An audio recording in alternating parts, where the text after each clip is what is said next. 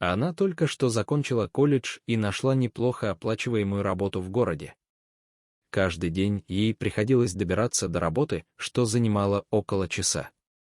Так же, как новому выпускнику, ей еще предстояло освоить все тонкости новой работы, и хотя ей нравилось каждый момент, это приводило к значительному стрессу в конце дня. Поэтому Эмбер часто любила гулять в лесу рядом с ее домом. Она находила, что спокойствие природы и свежий воздух освежали ее после долгого рабочего дня. Но несмотря на любовь к лесу, Эмбер всегда следила за тем, чтобы не отходить от известных ей тропинок и держаться близко к входу в лес. Это было потому, что она знала, что в лесу обитают опасные животные, такие как волки и медведи, которые могут серьезно ей навредить, если она пересечет их путь. Однако однажды произошло нечто, что навсегда изменило жизнь Эмбер. Молодая женщина наконец получила выходной день, и, к счастью, на улице был красивый солнечный день. Эмбер решила прогуляться, так как в последние несколько дней не могла этого сделать из-за позднего возвращения с работы. Подготовившись, она отправилась в поездку. Она шла по одному из своих любимых маршрутов, который вел немного глубже в лес, но предлагал больше красоты. Эмбер с удовольствием разглядывала красочные цветы, когда вдруг услышала пронзительный вой. Женщина замерла на месте. Вой звучал близко, и она боялась, что скоро животное бежит сквозь деревья прямо к ней. После короткой паузы она снова услышала вой, только на этот раз он звучал печально и мучительно. Именно в этот момент Эмбер приняла решение, которое изменило ее жизнь. Она была обеспокоена тем, что животное, издававшее эти звуки, явно было в боли и хотело помочь. Не зная, что еще сделать, она начала двигаться в направлении, откуда, по ее мнению, доносились звуки.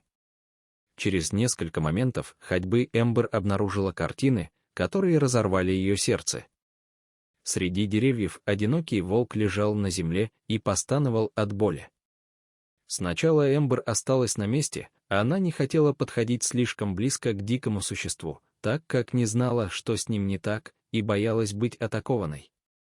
Однако, наблюдая за волком несколько минут, Эмбер поняла, что он застрял каким-то образом. Молодая женщина приближалась, надеясь разглядеть, что удерживает волка на месте. Когда волк услышал, что она приближается, он поднял голову и посмотрел на нее, начав рычать, заставив Эмбер замереть.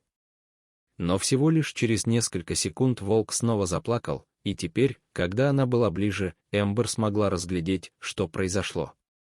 Волк запутался в старой проволоке и не мог двигаться. Чувствуя сожаление к существу, молодая женщина глубоко вздохнула и начала приближаться к волку, доставая небольшой карманный нож, который всегда брала с собой на прогулках. Эмбер начала отрезать проволоку. Весь этот момент волк просто наблюдал за ней, не издавая ни звука, ни движения, чтобы атаковать.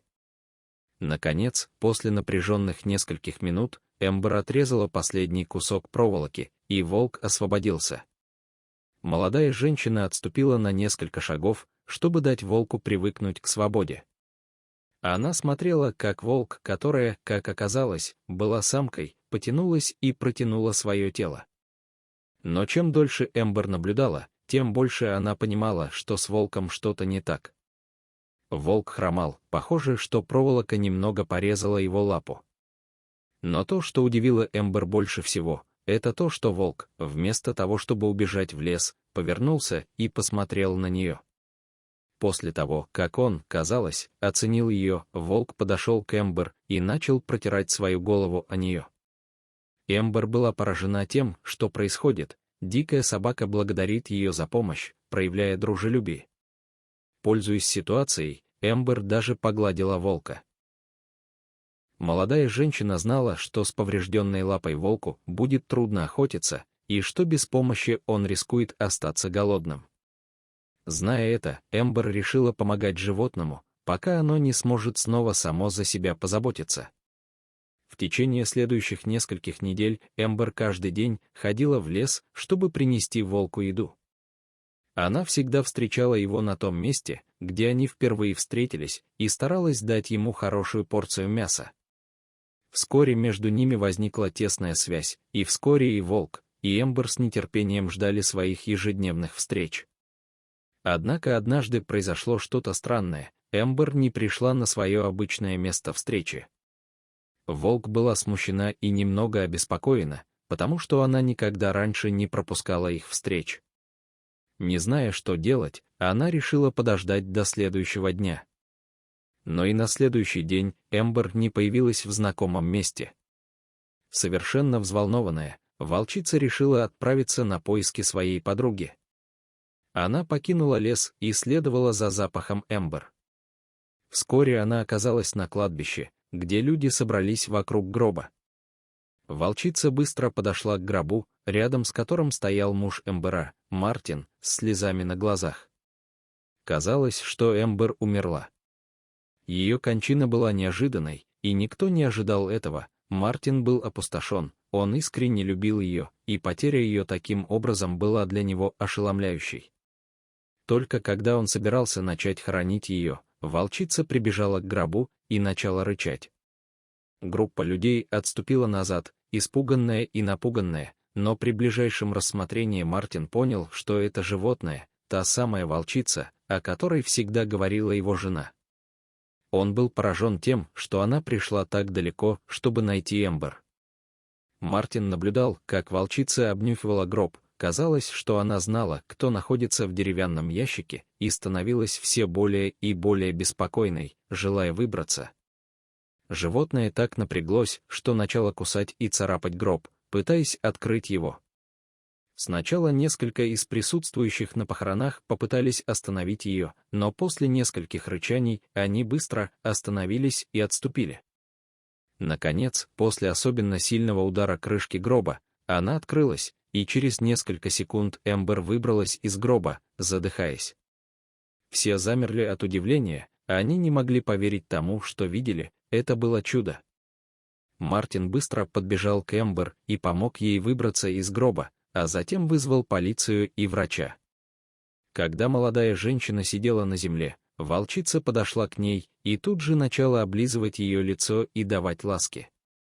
Эмбер с радостью ответила на проявление дружбы, понимая, что ей была обязана жизнью этому замечательному существу. После прибытия полиции и врача Эмбер была быстро проинспектирована, чтобы выяснить, что же на самом деле произошло, так как все были уверены, что она умерла. Врач определил, что Эмбер страдала от состояния, называемого каталепсией, когда человек попадает в транс или припадок с потерей чувств и сознания, сопровождаемых скованностью тела. Это часто делает человека похожим на мертвеца. К счастью для Эмбер, волчица смогла обнаружить, что она все еще жива и помочь ей выбраться из гроба вовремя. После этого испуга Эмбер и Мартин вернулись к своей повседневной жизни, радуясь второму шансу. Однако, в семье появился новый член. Волчица часто появлялась у их дома, радушно приветствуя Эмбер и наслаждаясь едой в саду. Что за удивительная история? Дайте знать, что вы думаете об этом в комментариях ниже, и не забудьте поставить лайк и подписаться на наш канал для еще больше потрясающих видео.